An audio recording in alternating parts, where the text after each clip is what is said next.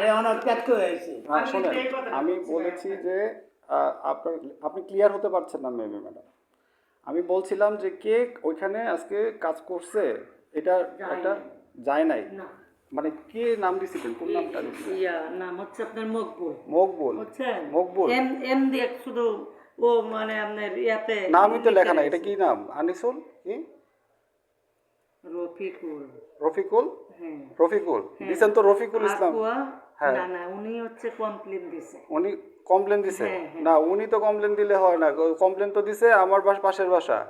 হ্যাঁ আপনার পাশের আমাকে বাসায় উনি যে- যে জানাচ্ছে। ইনি দিছে, হ্যাঁ ইনি শিকদার, এই যে শিকদার বাড়ি, জি, আর জি। কে হিমেল, তাই না? হ্যাঁ তো এই হিমেল নামটা না? জি।